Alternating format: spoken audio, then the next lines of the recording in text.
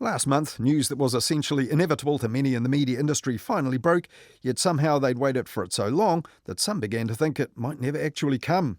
After 7 decades as a mega media mogul, 92-year-old Rupert Murdoch confirmed he was handing over control of his giant international news companies, Fox and News Corp, to his son, Lachlan Murdoch. But this wasn't retirement or resignation as most people would know it, or indeed do it. He'd be sticking around, he said, having given himself the unusual title Chairman Emeritus. And in a memo to staff, Rupert Murdoch said that meant he wouldn't just be hanging around in Mahogany Row either. In my new role, I can guarantee you that I will be involved every day in the contest of ideas. I'll be watching our broadcasts with a critical eye, reading our newspapers and websites and books with much interest, and reaching out to you with thoughts, ideas and advice. When I visit your countries and companies, you can expect to see me in the office late on a Friday afternoon. Well, this is effectively what Rupert Murdoch has been doing for decades, guiding the work of his journalists and editors, influencing political decisions and appointments and even elections, as well as public opinion on a range of issues. For years, his editors denied that it was Rupert calling the shots for them, or that his influence was in any way bad for the media or the countries in which they operated. But in recent years, those who have left Murdoch's companies have lifted the lid a little on how those things really worked. For example, after Murdoch's Fox News was sued for the thick end of $1 billion for knowingly broadcasting stolen election lies last year, a former editor of Murdoch's top-selling UK tabloid The Sun, David Yelland, said this. It is necessary to preserve the emperor's new clothes here. Rupert cannot afford to stand up and admit that Fox News tells lies for a living, which is what it does. It's very clear. But I do think that our generation of journalists, quite a lot of us, have allowed their entire careers to be corrupted. And that this is a really big problem. And just last week, the former editor of The Sun in Scotland, a former Murdoch protégé called Gordon Smart, revealed that Murdoch was literally leaning over his shoulder, overseeing his coverage of the Scottish referendum on independence from the UK, which ended up going the way Rupert Murdoch wanted, but only just. Now here, Rupert Murdoch has had little interest or influence, having long ago sold his newspapers, which he'd acquired in the 1960s and 70s, though his Sky News Australia channel is still carried on Sky TV here. But in the UK, US and Australia, those still on his channels reacted on the air to Murdoch's transition from boss to Chairman Emeritus like this. His contributions are both innumerable and extraordinary. Thank you, Rupert, and congratulations. He is an extraordinary man with amazing energy, optimism, but also I think when he looks at someone he sees 10 years beyond, which is also a superpower he's had. I can remember going to have lunch at his home in the hills outside LA. Just to sit there and watch him eat lamb chops was quite an honour. Not stepping aside, this is just a transition, and we're very excited for the next step on that. Yeah, thank you. Well, that gallery of greasers was culled from last Monday's edition of Mediawatch in Australia, a TV show on their public broadcaster, the ABC. And over the years, the Aussie Mediawatch and Murdoch Media have been thorns in each other's sides. Host Paul Barry has been watching Murdoch for years and has written a biography of him called Breaking News, Sex, Lies and the Murdoch Succession, looking at how, in the wake of divorce, Murdoch was gearing up for the toughest challenge of his life to hand his empire onto his children. Perfect timing right now, then, you'd think, to shift a few copies of a book like that. Thing is, though, Paul Barry's book actually came out 10 years ago when a freshly divorced octogenarian Murdoch was thought to be close to succession in the wake of that phone hacking scandal.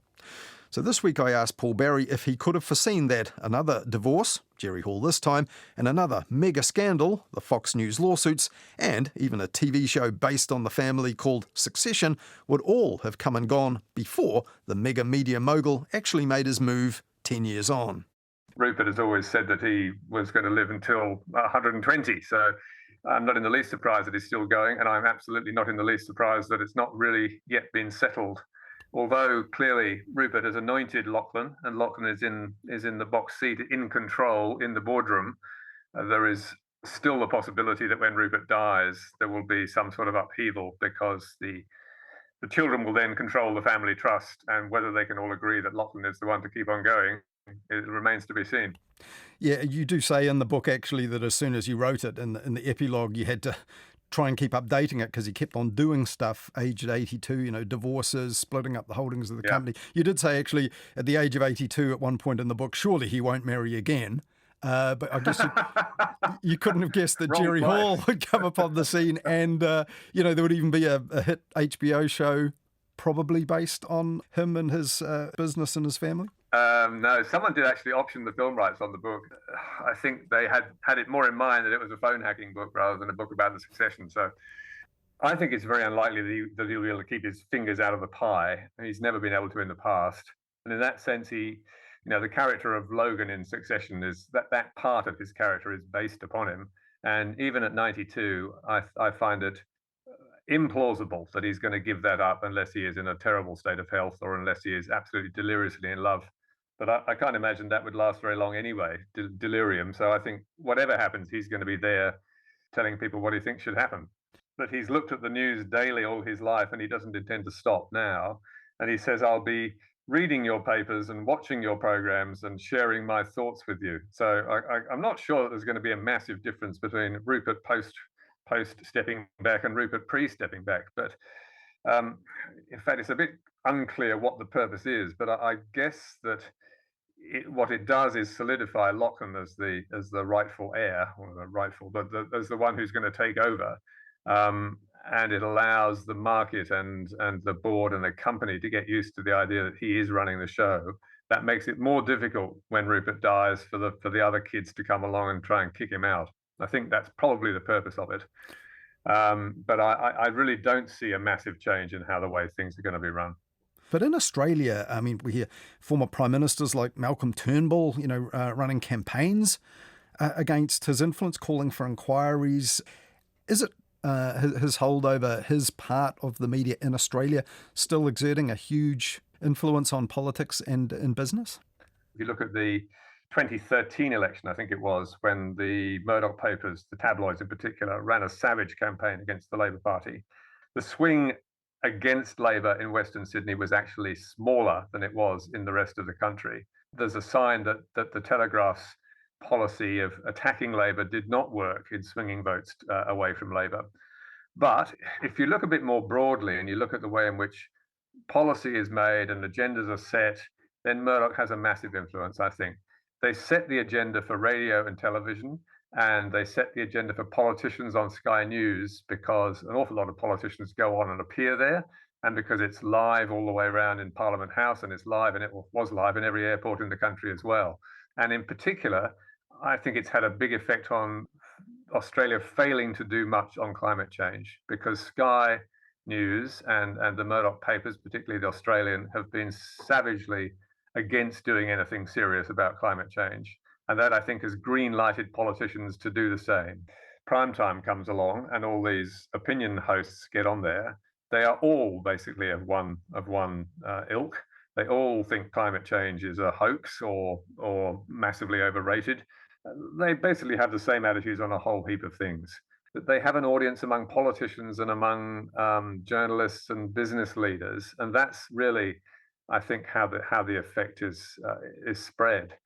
I think if you live in New Zealand, you probably don't understand what it's like, but it's a major feature of politics in this country, the Murdoch media.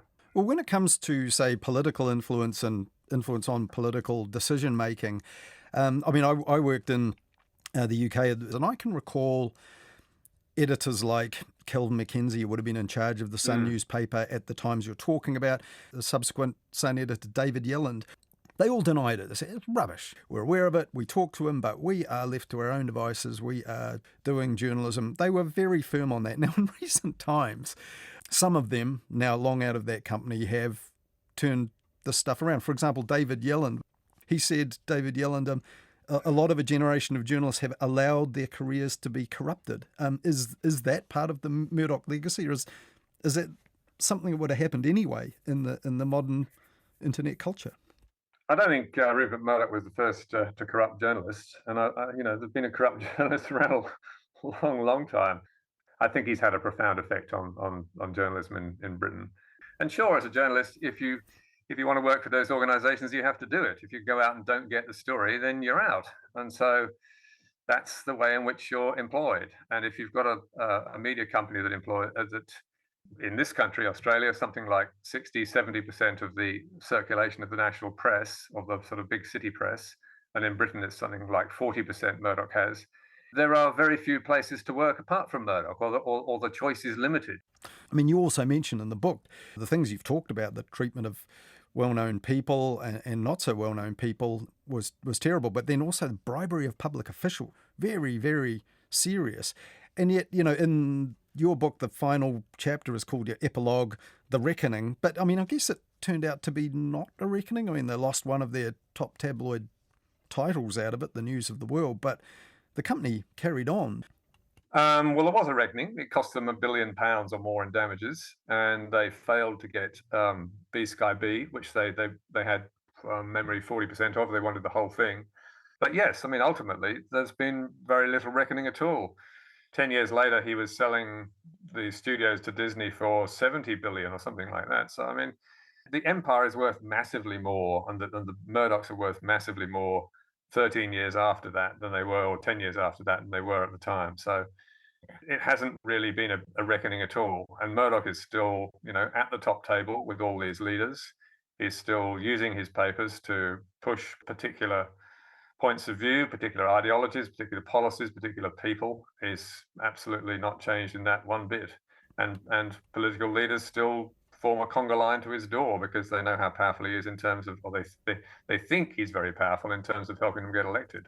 And finally, Paul, what's it like reporting on this sort of stuff for the Mediawatch program on the ABC? Because News Limited is very hostile to you. Must make it difficult just trying to report on media issues. I think it's hard because they are such a big part of the media in Australia, and so almost however they behave, they're likely to dominate or to be a very large part of the stuff that we look at. And they're an even larger part because, in my view, they bend the rules or they do things that are worthy of criticism more than most. So I don't have a problem about getting into them. I have a problem that if we get into them too much, we're seen to be victimizing them or criticizing them too much or chasing them. So that's kind of a minor consideration we have. But look, I call it as I see it. We call it as we see it. If they do something that we think is wrong, we get up and say so. And they can scream and shout at us as they do, and we scream and shout at them in return. Whether it changes anything is another matter. But look, it's our job to critique the media and to say we think this is wrong, we think this is bullying, we think this is a campaign that has no reasonable support or has no support in reason. We think that this is not factually correct. We think this is not sensible, whatever. So we keep on doing that. I don't have a problem doing it personally. I'm happy to be judged by our audience and other people in the media. As far as I can see, they think we're doing a reasonably good job. That was Paul Barry, the host of the TV show Mediawatch on the Australian public broadcaster, the ABC, and he's the author of Breaking News, Sex, Lies and the Murdoch Succession. Well, that's all we have for you on Mediawatch this weekend, but we'll be back with more on the media on Midweek Mediawatch. That's on nights with Mark Leishman after the 10 p.m. news next Wednesday. And then we'll be back again with a look back at how the election unfolded in the media at the earlier time of 7:30 next Sunday morning, ahead of the main post-election special at 8 a.m. here on RNZ National.